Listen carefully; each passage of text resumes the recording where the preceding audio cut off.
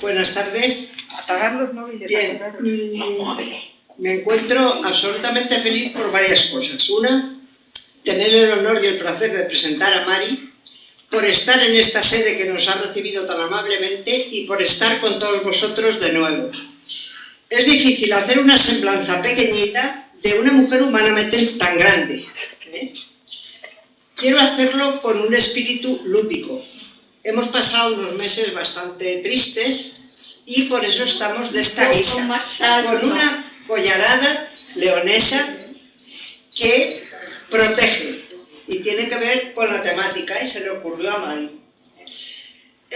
Mari es el alma de la Sociedad de Antropología y Tradiciones Populares, es socia fundadora, es secretaria general y tesorera, nos ha ilustrado con múltiples conferencias muy bien documentadas y amenas y tiene un especial gracejo madrileño, sabe miles de historias y anécdotas de la ciudad. En el 2016 fue nombrada pregonera mayor en el Carnaval de Guadalajara, con asistencia de todas las asociaciones de mascaradas de la provincia. Sus múltiples publicaciones, ella es asidua de nuestra revista, la revista de Antropología y Tradiciones Populares que dirige doña Mercedes Pullman, que es nuestra vicepresidenta, tratan de temas muy variados. Si alguien tiene interés en consultarla, es una revista de acceso libre y gratuita que se puede ver en sociedadantropología.es. Ha escrito sobre creencias y leyendas de la mar Océana. No en balde es capitán titulada de barco. Ha hecho un artículo entrañable sobre las voces del antiguo Madrid, el barquillero, el afilador, los aguadores, las violeteras, sobre la Virgen de Atocha, sobre el COVID y las crisis de las fiestas tradicionales y recuerdos de los múltiples actos festivos en relación con las fiestas de otoño. Organiza trabajos de campo que dan lugar luego a un debate y la concesión del premio anual de nuestra sociedad y es la memoria viviente de todos nosotros. No es un libro abierto, es un auténtico disco duro. El tema de los amuletos es uno de sus fuertes. Posee una magnífica colección de ellos. Cada año felicita a los socios con una carta muy cariñosa y además un pequeño amuleto que se pasa meses buscando para que quepa en una carta. Bueno, Mari, te escuchamos con mucha atención. Gracias.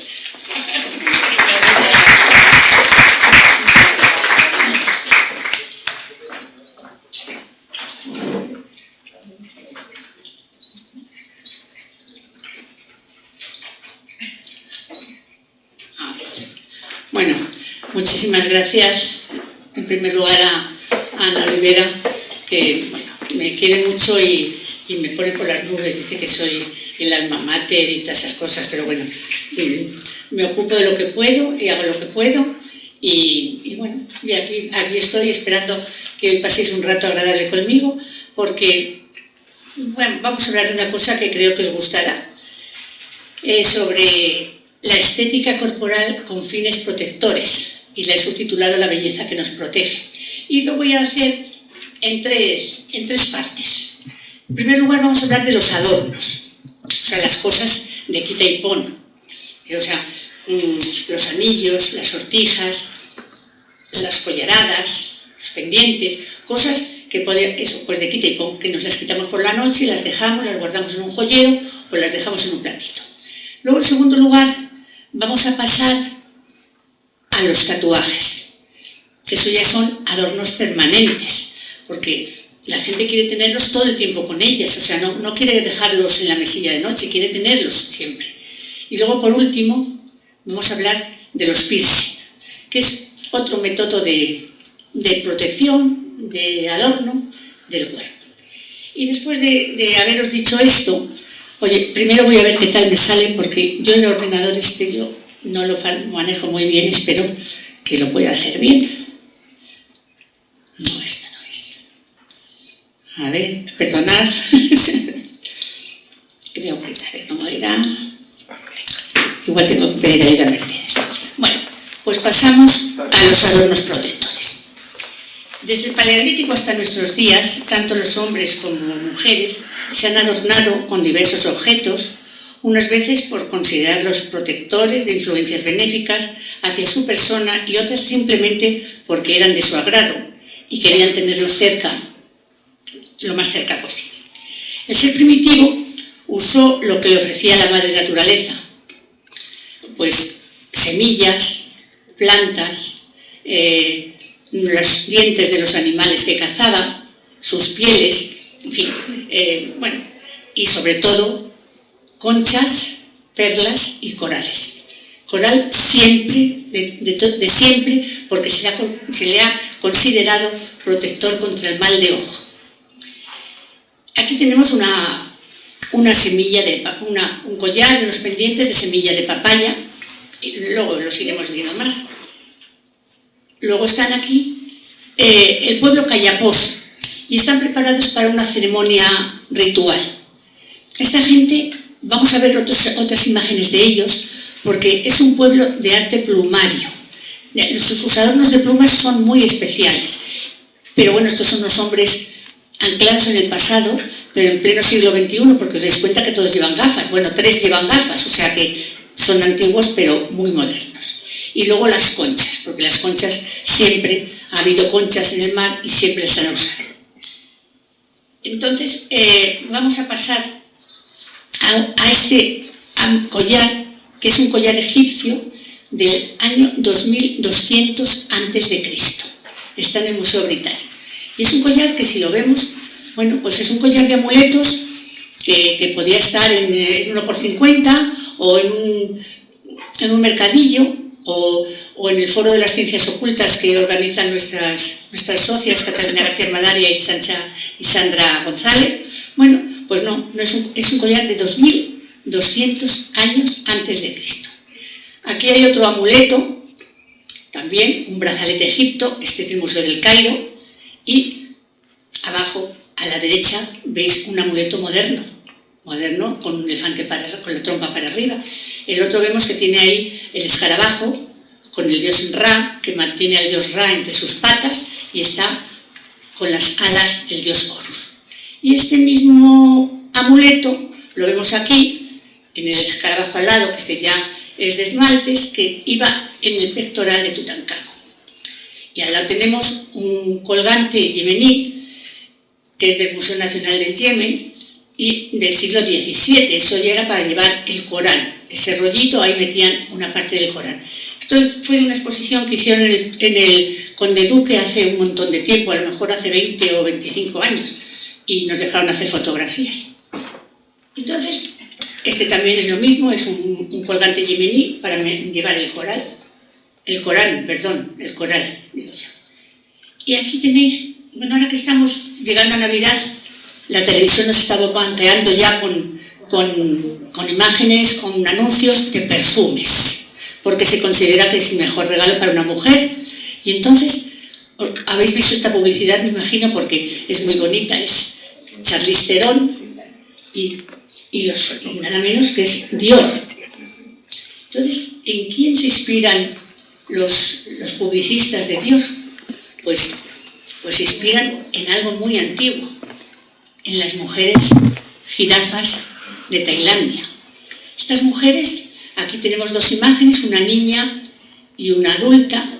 Estas personas, las niñas, no los niños, las niñas que nacen un miércoles de luna llena, tiene que ser miércoles y luna llena, tienen el alto honor de que las coloquen en su cuello un aro de bronce. Con el tiempo les van añadiendo aros hasta que son mayores.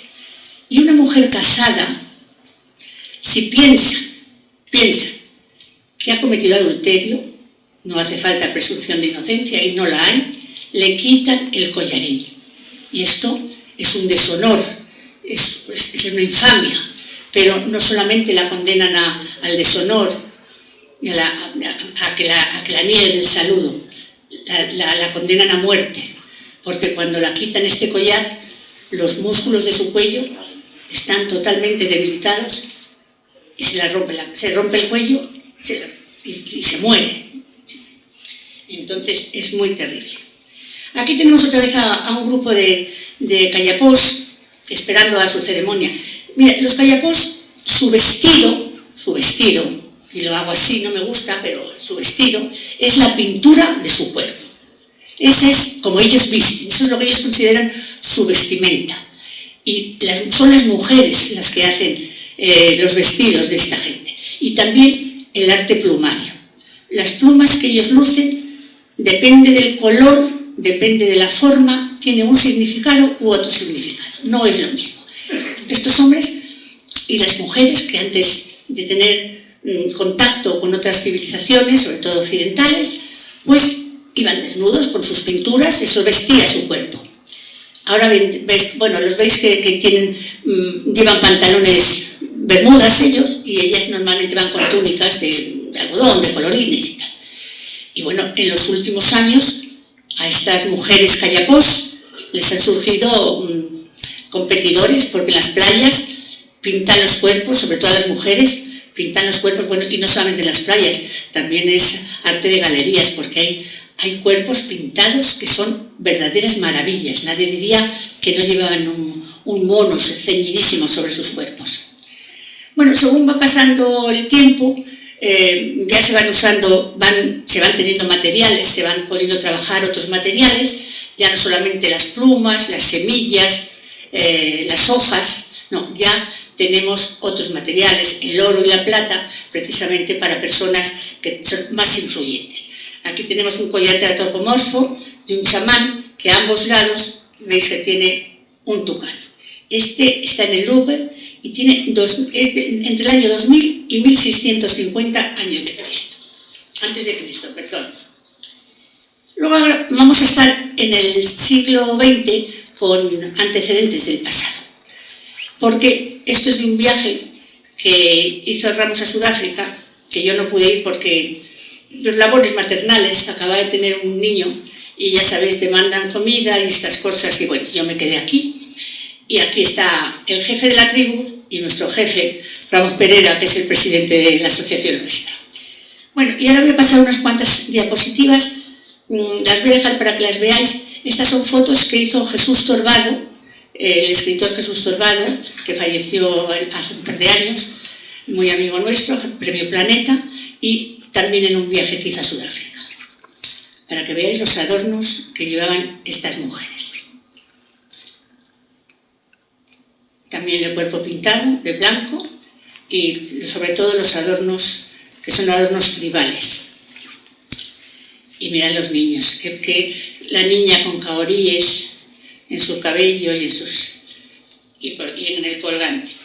Bueno, y vamos a pasar desde un continente, nos vamos a pasar a otros, nos venimos a Europa, y aquí tenemos estas imágenes que voy a poner, son de hace por lo menos 30 años, del Museo Etnográfico de Castilla y León en Zamora, que si os interesa este tema y no habéis ido, cuando vayáis a Zamora no dejéis de verlo, porque es un museo maravilloso, tiene unas joyas preciosísimas.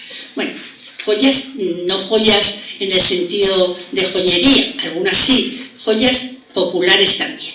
Y aquí tenemos un gorrito infantil que tiene arriba, veis, una figa de azabache, porque a los niños había que protegerles, sobre todo a los niños, porque estaban más expuestos, eso pensaban siempre, estaban más expuestos al mal de ojo. Las niñas, desde que nacemos, los niños estamos llenos de amuletos, porque nuestros padres nos los ponen, pero las niñas, especialmente, desde que venimos al mundo, hay una cosa que no la tienen los chicos, y es que nos marcan, nos ponen un agujerito en la oreja, para ponernos un pendiente. Ahora ya en los últimos años es menos, pero siempre ha sido así. Bueno, pero hay adornos especiales para niños y para niñas, aunque los pendientes ahora ya son para todos, ya no solamente para las mujeres. Bueno, pero hay algo que os voy a poner, que es este de Pantoja de la Cruz, que a mí me encanta. Está en las Descalzas Reales y es la infanta Ana María Mauritia. Esta niña decían que era una niña enclenque, que era una niña enfermiza. A mí, fijaros qué cara, qué rosetones, qué mejillas, qué manos regordetas. O sea, es una niña, a mí me parece preciosa. Bueno, esta ya adulta, claro, fue la esposa de Luis XIII y la madre del rey Sol, de Luis XIV. Bueno, pues quizá Pantoja de la Cruz, que era, espérate que ahora no me sale la palabra, era de Valladolid, igual que ella nació en Valladolid, a lo mejor la quiso pintar así de bonita. Y mirad, fijaros, os lo voy a ampliar para que veáis las protecciones que llevaba esta niña. Fijaros, en la mano derecha lleva una ramita de coral contra el mal de ojo, y luego en la cintura, en rojo, empezando de izquierda a derecha, lleva el libro de San Benito, una azabache, una figa de azabache, una avellana, una campana, un cuerno, se adivina, bueno, se ve una pulserita, no se sabe qué, y en las manos estas regordetas, en el índice, en el anular y en el meñique lleva una sortija. Y luego en el pecho, bien grande, para que se vea bien, una cruz, otra cruz chiquitita, y a ambos lados de las cruces dos relicarios, y uno de ellos con forma de corazón. Bueno, pues es que la niña iba muy bien protegida, iba fantásticamente protegida. Estos cordones de la cintura se llamaban dijeros, y este es de principios del 19, y está en el museo este que os digo de Zamora. Está, bueno, pues cuando los dijeros llevaban en un cascabel, este del centro, la bola que va en el centro es un cascabel, era no solamente para calmar al niño en caso de que protestase, era a modo de sonajero, era también para espantar a las brujas. Claro, en los dijeros, en el centro, a veces se ponía una sirena así recostada, con el busto incorporado, de la cual pendían muchos sonajeros. Y esto fue porque, que os lo voy a leer porque no tengo ganas de equivocarme, es una tradición alquimista. Los alquimistas italianos, para ellos, la sirena era la piedra filosofal en embrión, algo que lleva en estado latente otro ser. Y sus compatriotas napolitanas, pues cuando estaban en cinta, ponían entre su atuendo, entre sus adornos, se ponían una sirena en sus adornos. Y esta está en el Museo de Barcelona, en el Frederic Marès de Barcelona. Luego nos volvemos para aquí, y aquí tenemos a nuestra reina católica, a Isabel de Castilla, y al lado vemos una bracera, otro amuleto, como el de los niños en la cintura de los dijeros, pues esto para las muchas. No sabemos si la reina en esas mangas abullonadas llevaría una bracera, pero lo que sí vemos es los amuletos que ella lleva en su pecho, una venera y una cruz.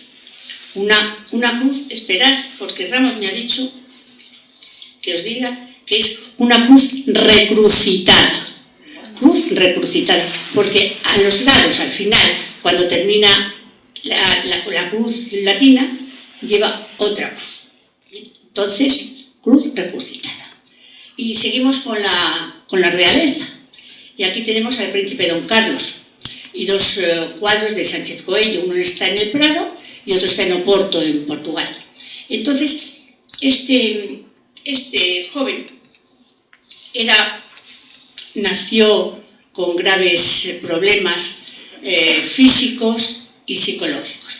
Se piensa, sus biógrafos dicen que pueden ser por los lazos de consanguinidad de sus padres, y entonces aquí Sánchez Coello le pinta en uno de los cuadros, está de frente, con una capa preciosa, ribeteada en armiño, y entonces quizá para disimular sus malformaciones, y en la otra se centra en su cara con esos ojos tristes, y vemos esas bolas que tiene en la pechera, y en los hombros.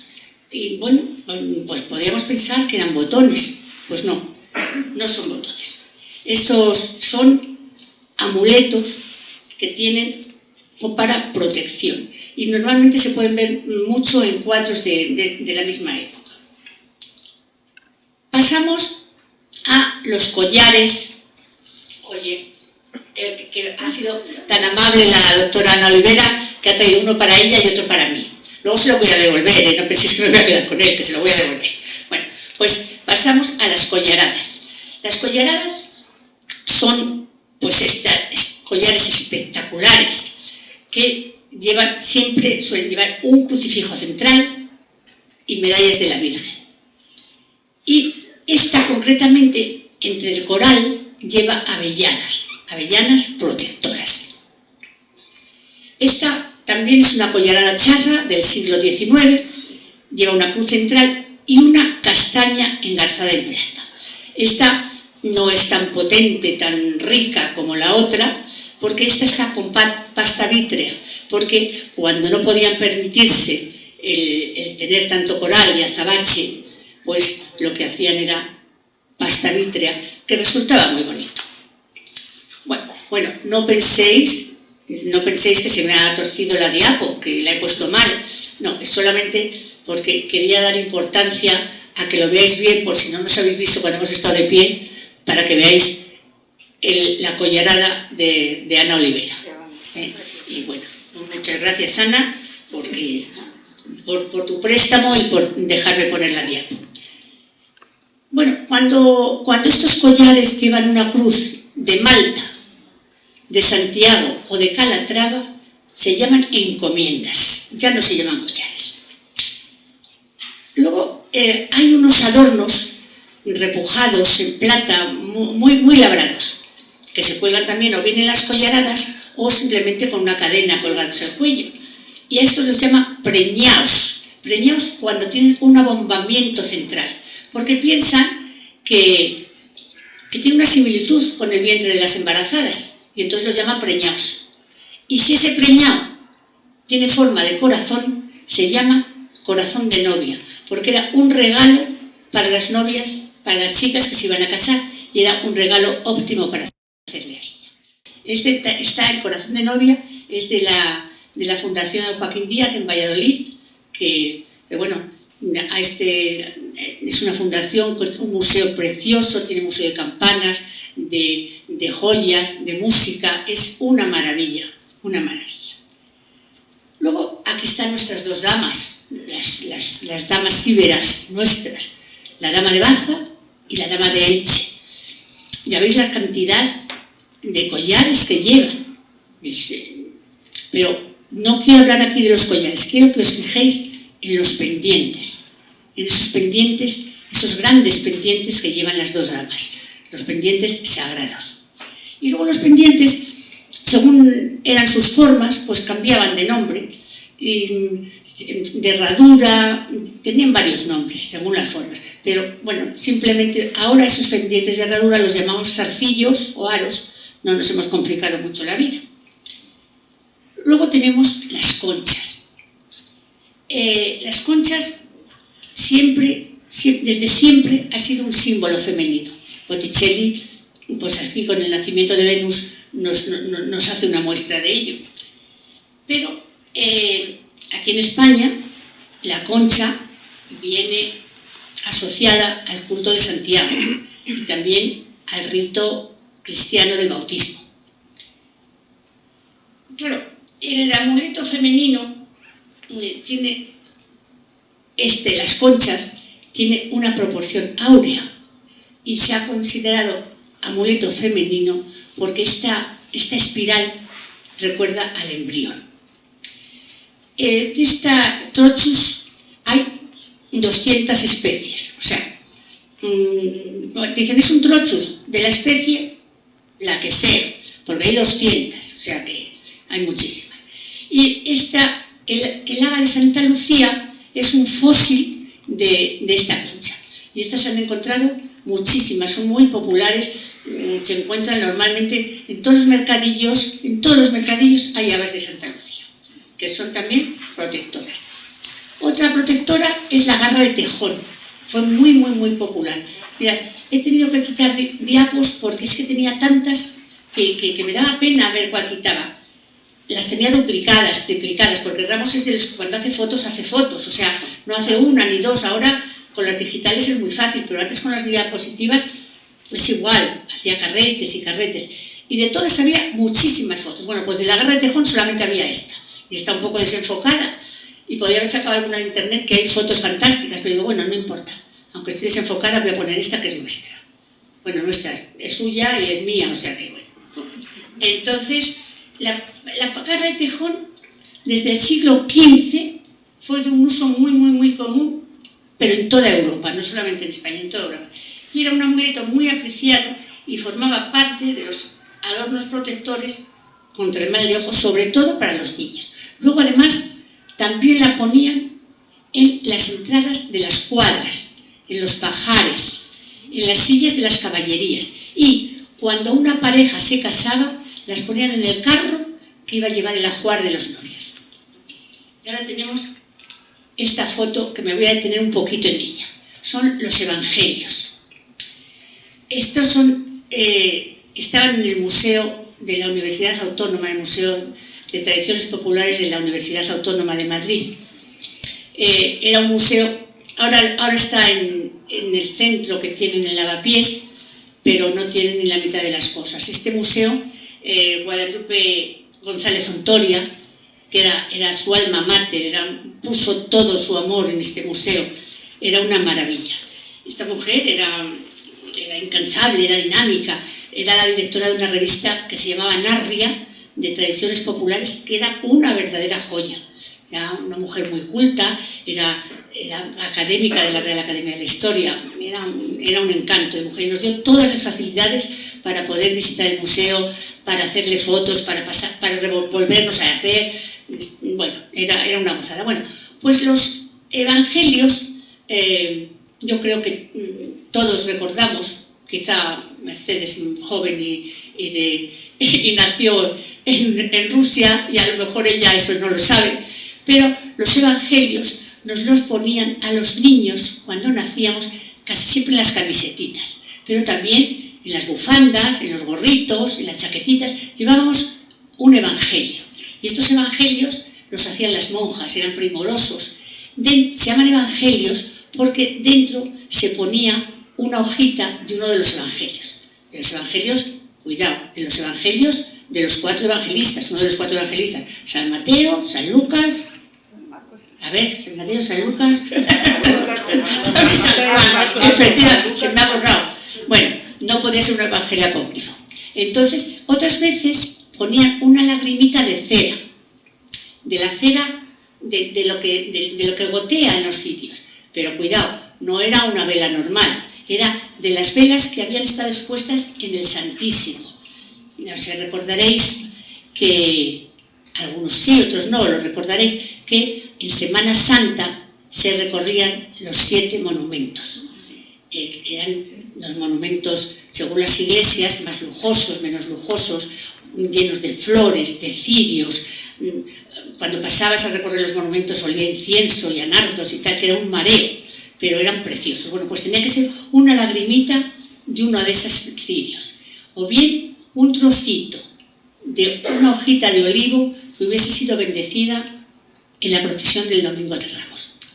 Y este es un detente infantil de nuestra colección. Luego hay otros amuletos que son los de hueso, porque claro, era más fácil, efectivamente, pues bueno, mataban un animal pues con sus dientes, con sus cuernos, pues se hacían un amuleto. Primero era fácil de trabajar, le hacían un orificio, metían por él un pelo de animal o hacían un tronchón y lo metían por ahí y ya está. Y luego están las castañas de Indias. Las castañas de Indias han sido y siguen siendo amuleto muy popular. Estas están engarzadas en plata, una simplemente como colgante y la otra con cadena para llevarla colgada. Bueno, pues estas castañas de Indias, sobre todo, siguen en muchos pueblos gallegos y catalanes siguen usando las castañas de Indias como amuletos. Y hay una anécdota con Luis Mariñas, el periodista, el locutor, no el otro Mariñas, que no sé cómo se llama de nombre, Jesús Mariñas, que era uno que salía en programas de estos de cotilleo, Luis Mariñas, el periodista locutor. Pues Luis Mariñas es gallego y un día le dice Ramos, oye, tú lo de las castañas, ¿sigues con esa tradición gallega? Y el otro no le contestó, pero se metió la mano en el bolsillo y le enseñó su castaña. O sea, Luis Mariñas llevaba, por lo menos hace unos años, yo no sé ahora si la sigue llevando y no sé en qué condiciones está Luis Mariñas. Bueno, pues los amuletos hechos con las semillas de guayuro son muy populares. Estos sí que los encontréis por todos lados. Yo tengo un montón, en el bolso llevo también un amuleto de estos con mi llavero. Pues las semillas rojas son femeninas y las semillas que tienen un punto negro son masculinas. Y esto protege, dicen que es salud, dinero y amor, todo. Las conchas, pues las conchas ya sabemos que es la femenina por naturaleza. Entonces hay dos leyendas de las perlas y de las conchas. Una leyenda es una leyenda persa y la otra es una leyenda china. Y la leyenda persa es una gota de lluvia que cae del cielo y la ostra se abre para recogerla. Esa es la persa. Y la china también está relacionada más o menos, pero en la China hay dos dragones que están luchando entre las nubes para espantar una tormenta. Pero una gota se escapa y entonces igual una ostra se abre para recoger a la gota de lluvia. Y luego, pero claro, las perlas antes eran, y siguen siendo, pero bueno, antes eran especialmente caras. Hasta que a principios del siglo XX los japoneses dan con la forma de bajarles el precio. Y entonces lo que hacen es introducir en la concha, en la ostra, perdón, introducir una gotita, una arenita, algo, y eso hace que se forme la perla. Son las perlas cultivadas. Cuando estuvimos en China de la promoción de periodismo, nos llevaron a una fábrica de ostras. A una fábrica de perlas, de ostras, a una fábrica de perlas. Entonces tenían un recipiente enorme de agua con un montón de ostras. Y entonces dijeron, bueno, vamos a coger una y vamos a abrirla.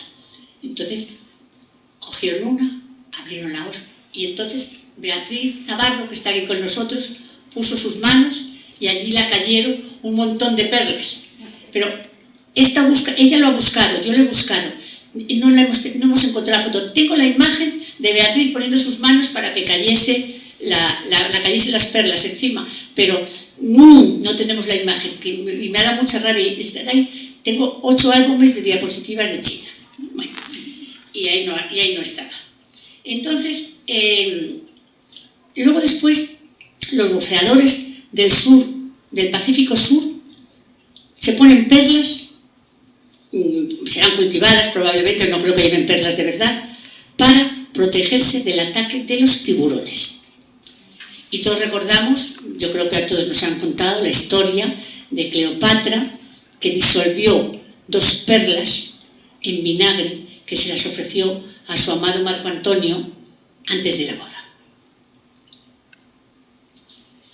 Bueno, pues después de este repaso a los adornos de estos de quita y pon, de los que hemos estado hablando, que me he pasado porque me gustan mucho, vamos a pasar a otros adornos protectores permanentes. Vamos a pasar a los tatuajes. Para muchos el tatuaje es una forma de adornar y embellecer el cuerpo y piensan que es algo más profundo que una simple moda. Personajes famosos lo exhiben con ostentación. Lo llevan gente tan diversa como artistas, legionarios, marineros, pintores, corredores de moto, periodistas, e incluso la nobleza. Entonces, hay mucha gente que dice la nobleza. Les extraña, pues son igual que los demás. Entonces, por ejemplo, no se pudieron resistir a llevar un tatuaje el zar Nicolás II, Eduardo VII de Inglaterra, Alfonso XIII, don Juan de Borbón, el abuelo de nuestro actual rey, el duque de York, los reyes de Suecia Carlos XIV y Óscar I, o sea, no se pudieron resistir. Pero vamos a seguir con este señor, el rey Carlos XIV de Suecia, Juan de Suecia. Bueno, de este señor diréis, bueno, ¿y tenía tatuajes también? Sí, pero no es eso lo más importante. Este señor ni tenía sangre real, pero sí fue rey. Pues veréis, este hombre es una anécdota curiosa, más o menos conocida, pero veréis, no llevaba sangre real, ni tan siquiera era sueco, fue rey de Suecia, pero tampoco era sueco. Veréis, era francés, se llamaba Jean-Baptiste Bernadotte y se alista en el ejército con Napoleón. Era un hombre que tenía muy buenas ideas, era un gran estratega y Napoleón le nombra uno de sus 18 mariscales de campo. Tenía una confianza ciega en él, pero este hombre era, bueno, pues hay veces que no hacía caso al emperador, el emperador mandaba una cosa y él no la hacía porque no le parecía que era oportuno en aquel momento. Bueno, pues Napoleón, a pesar de eso y de haberle nombrado uno de sus mariscales de campo, también le nombra príncipe de Pontecorvo. Pero bueno, no le viene por eso la realeza de Suecia. Verás, ¿por qué le viene? Este se portó muy bien y muy caballeroso con los prisioneros suecos durante la guerra contra Dinamarca. Entonces el barón Karl Otto Morner, pues se le ocurrió proponerle para nombrarle príncipe de la corona austríaca. Claro, a Bernadotte, pues fíjate, o sea, un tío que era un militar, muy prestigioso, pero un militar, el príncipe de la corona austríaca, pues acepta. Al principio a los suecos aquello no les gusta nada, pero este tenía mucha mano izquierda y se los fue atrayendo hacia él. De tal manera que el rey Carlos XIII le nombra su sucesor. Y cuando se muere Carlos XIII, pues este hombre pasa a ser el rey de Suecia con el título de Carlos XIV. Bien, pues cuando se muere, en el año 1844, están amortajándole para las ceremonias fúnebres y cuando le tienen ahí ya desnudo para amortajarle, en la muñeca lleva un tatuaje que pone Mort au roi, muerte al rey. O sea, sin duda se lo había hecho grabar durante la Revolución Francesa. Bueno, pues el término tatuaje viene de los polinesios, porque los polinesios, el sonido ta significa tatuaje. Y estaban convencidos de que por este medio los espíritus de sus antepasados estaban con ellos. Y se tatuaban el cuerpo para estar en contacto con sus antepasados. Otras veces se tatuaban animales. Este señor de esta foto no sé por qué se ha tatuado el escorpión, pero los polinesios se lo tatuaban para protegerse de las picaduras de este terrible animal.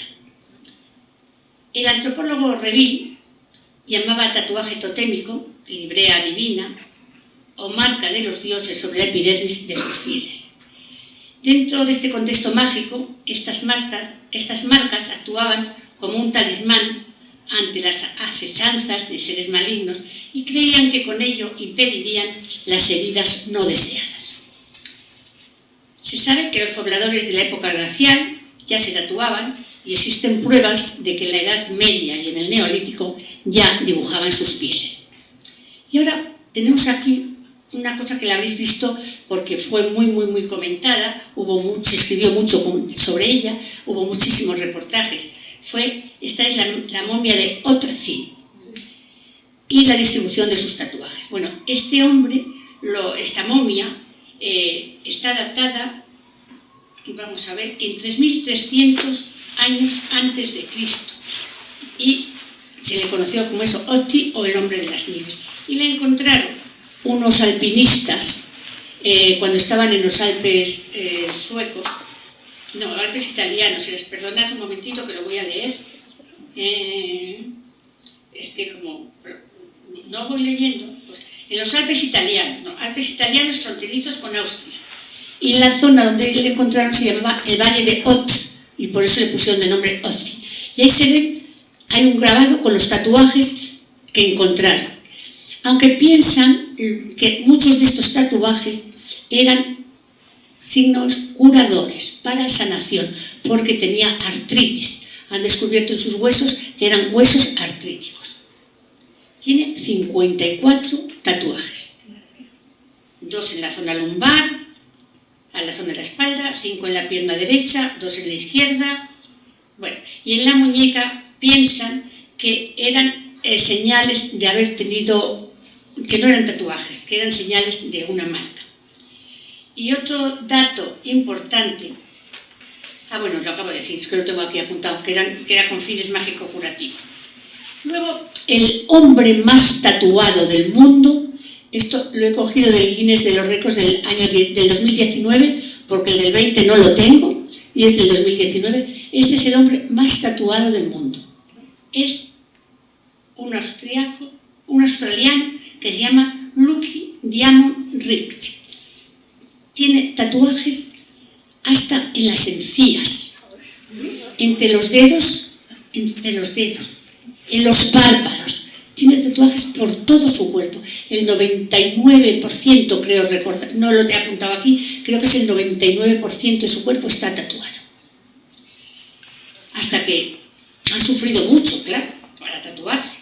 Y a mediados del siglo XIX se puso muy de moda entre la sociedad elegante de Inglaterra, de Francia y de Estados Unidos. Pero bueno, les gustaba, pues bueno, se tatuaban. Hasta que en 1891 Tom Riley saca la aguja eléctrica para tatuar. La posición de la Iglesia en cada momento respecto a los tatuajes cambia. Mirad, decía, voy a leer 2 cosas de 2 libros sagrados. El Levítico 19:28. Dice Yahvé: no os haréis incisiones en vuestra carne por un muerto, ni imprimiréis en ella figura alguna. O sea que no. Pero Ezequiel, en el 9:4, dice Dios, ordena, se marque con un ataúd en la frente a los justos, para que no sean pasados a cuchillos con el resto. Aquí sí. Y luego he puesto esta imagen, sin comentarios, nada más, porque me gusta. Es una viñeta de un cómic de una batalla de los Pictos, que ya sabéis que es un antiguo pueblo de las Islas Británicas, que recibió este nombre precisamente por eso, por la costumbre que tenían de tatuarse. Pasamos a esta mujer maorí y vamos a hablar de las maoríes. La magia sexual tiene muy importante los tatuajes para ellas. Las jóvenes chipriotas y mayumbas, para hacer más excitante el juego del amor, usaban unas sustancias irritantes que se producían unas figuras geométricas en el vientre. Y estaba tan arraigada esta práctica en las islas Nukuro que los niños nacidos de mujeres no tatuadas, fijaos lo que os voy a decir, les sacrificaban, mataban a esas criaturas, porque consideraban que sus madres no habían hecho ese rito de fertilidad y ese rito de pubertad. Las mujeres maoríes, esta es una mujer maorí, se tatúan los labios y el mentón. Los hombres se tatúan toda la cara, pero las mujeres solamente labios y mentón. Pero es tan importante este tatuaje, que ha pasado al lenguaje de los sordomudos, de tal forma que cuando se pellizcan en la barbilla es para decir mujer. O sea, es importantísimo. Luego tenemos a estas mujeres bosnias con las manos y las muñecas tatuadas, porque los católicos bosnios, cuando fueron sometidos por los turcos, la mayoría de ellos se vieron obligados a hacerse islámicos, a aceptar el Islam. Pero hubo un grupo de mujeres peleonas que creó una secta cristiana, por supuesto, que el modo de reconocerse era los tatuajes que llevaban en sus muñecas y en sus manos. Otro tipo de tatuajes son los tatuajes de los coptos. Los coptos en Egipto, durante la invasión islámica, pues a los cristianos los marcaron a fuego, pues igual que los nazis con los judíos, exactamente igual.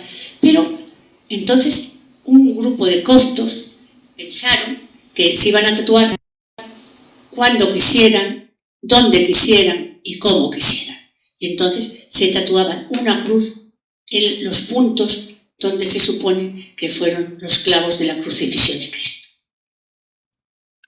Aquí tenemos, esta es una foto de hace pues más o menos 30 años, de Mani, un tatuador de Alcalá de Henares, trabajando en la espalda de este hombre. 1 millón de pinchazos, 1 millón, porque decidió que él quería llevar ese Cristo coronado de espinas en su espalda.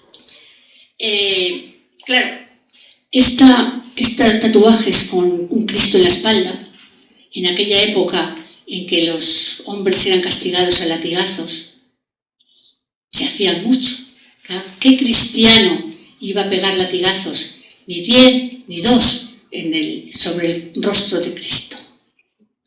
Y luego hace también, bueno, pues es que somos muy mayores, entonces claro, todo esto es de hace muchos años. Estas son unas fotos que veo aquí en el ferial de la Casa de Campo, pues eso, pues a finales de los años de 1990, una feria de tatuaje. Y entonces fuimos a la feria de tatuaje, íbamos con la cosa de periodistas, tal, y nos dejaron hacer fotos. ¿Van a hacer un reportaje? Sí. Entonces hicimos fotos, muchas, hay muchísimas fotos. Entonces puedes pasaros unas cuantas porque es que son fantásticas, a mí me gustan mucho. Entonces mira qué contenta está la chica, está mirándose en su espalda como la peluquera cuando nos hace así con el espejo para que nos veamos cómo nos ha quedado por detrás. Fijaos esta de aquí de la derecha, ¿cómo tendrá el pecho? ¿Tendrá igual así? Y luego ese otro dice, nada, ¿qué pasa? ¿Os doy miedo?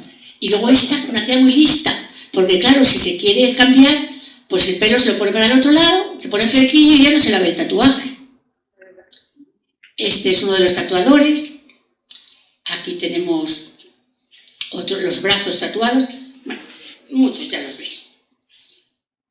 Y eso para el que no quiere tatuarse, no quiere sufrir los pinchazos y no quiere que sean permanentes, pues está la ajena.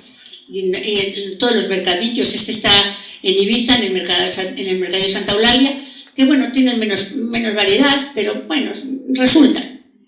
Luego, claro, ya sabéis que los futbolistas y todos están llenos de tatuajes, que no quiero ni hablar de ellos, porque es que el cuerpo es un puro tatuaje. Pero hay un tatuaje que sí que os voy a poner, que es el de Victoria Beckham. Victoria Beckham, su gran amiga, ¿quién era la amiga esta? La Victoria Beckham, la otra que es muy amiga suya, que se dejaron de hablar, ahora no me acuerdo, otra de estas famosas, porque le hice una entrevista a la amiga sobre los tatuajes y dijo, me dan asco. Y entonces Victoria Beckham la negó el saludo ya para siempre. Bueno, pues Beckham ya sabéis cómo va de tatuajes hasta arriba, y ella llevará más tatuajes posiblemente, pero este es un tatuaje en hebreo, que pone, yo soy de mi amado y mi amado es mío. Y a esta pareja le gustan tanto los tatuajes que a 2 de sus hijos, Brooklyn y Romeo, les han tatuado. Bueno, pues esto es así. Entonces, estos ya no son tatuajes, son escarificaciones, pero bueno, son similares a los tatuajes. Y esto es publicidad. Publicidad de Lancôme. Bueno, pues en arco son imágenes de arco, de cuadros de arco. Pues la publicidad también tiene sus tatuajes. Fijaros, ya digo que esto no son tatuajes, son escarificaciones. Bueno, y este es el último tatuaje que os voy a poner. Es un tatuaje de un peluquero artista.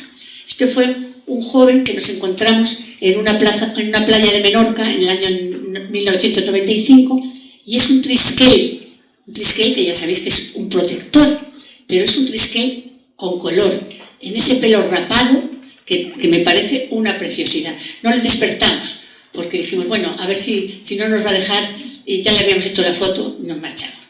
Bueno, pues aquí hemos terminado con la segunda parte de la charla. Son las 8 menos 10 y vamos a pasar... Bueno, esta es la última imagen que he puesto de los amuletos protectores. Fíjate qué cosa más bonita. Este armarito de madera lacada, que a modo de joyero, porque para su poseedora sería un joyero, lleno de amuletos.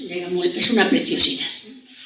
Bueno, pues aquí os pregunto si seguimos o continuamos con el piercing. Porque los piercing son sorprendentes.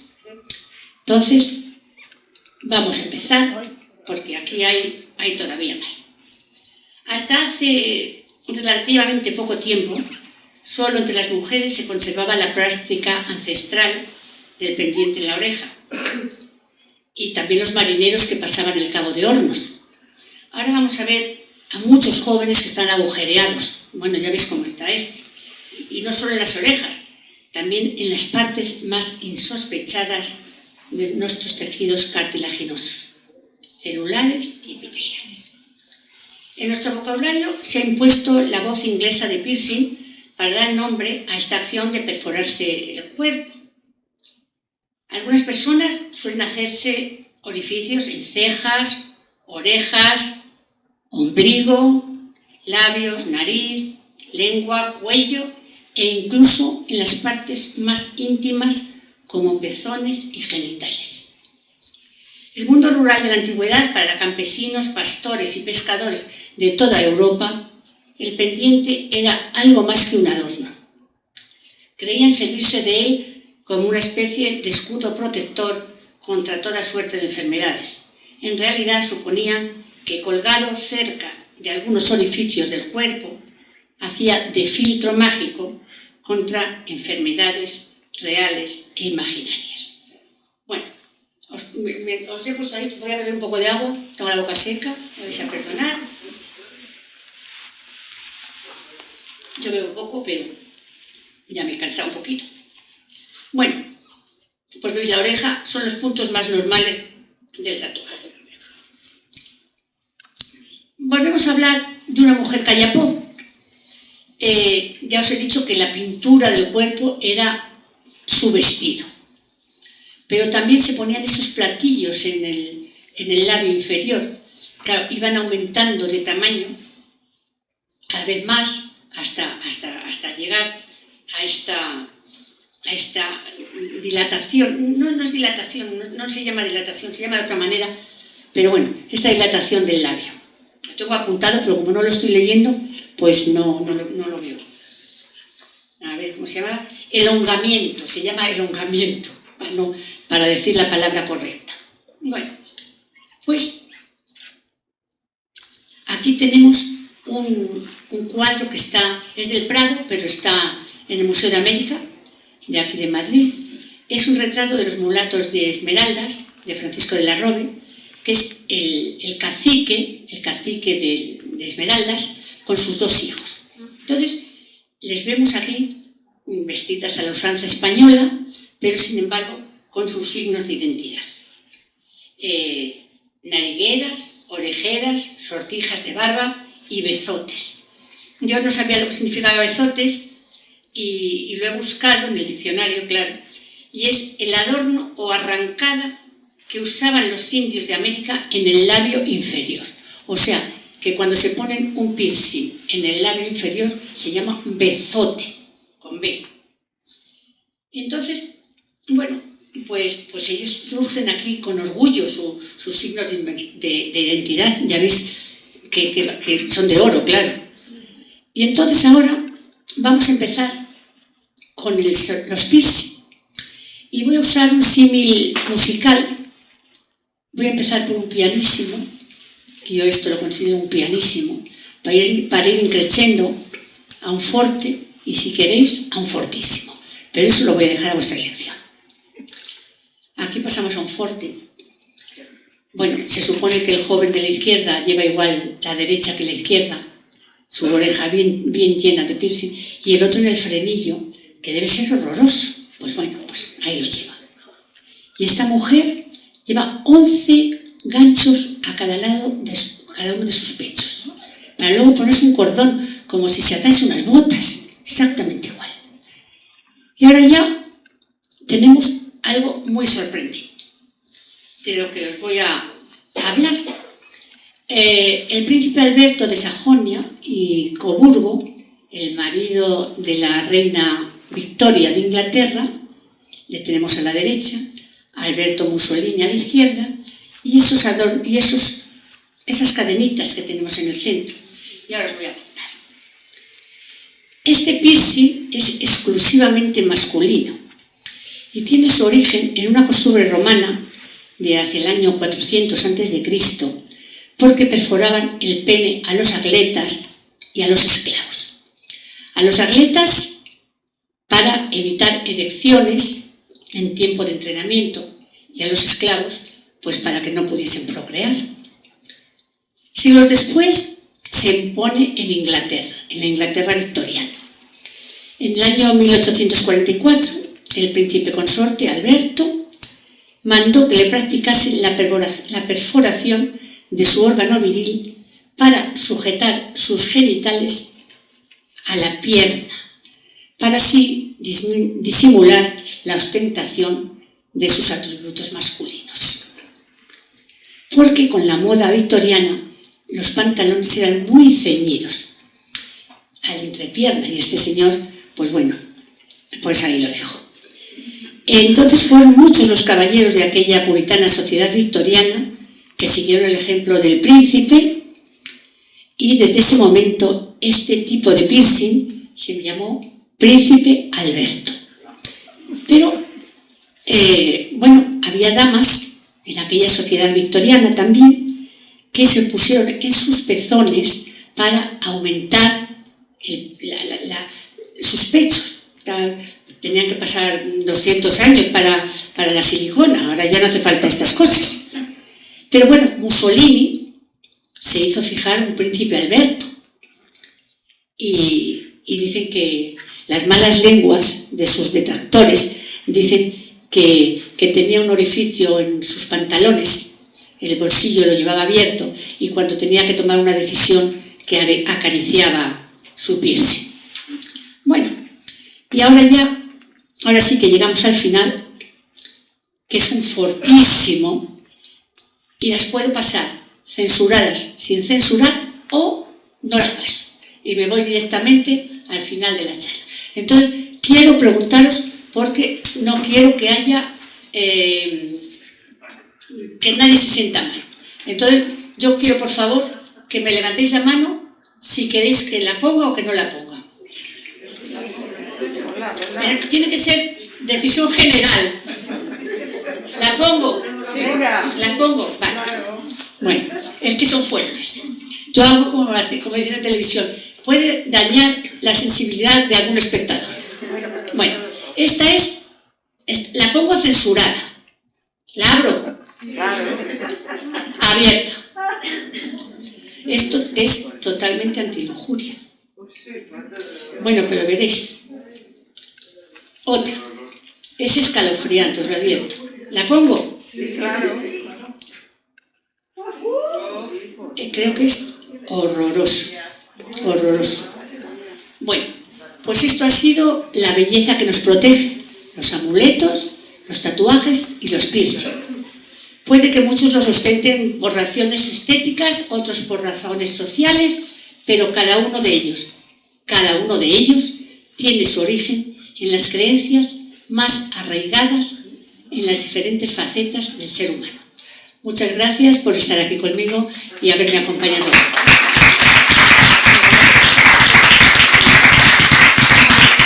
Buenas noches.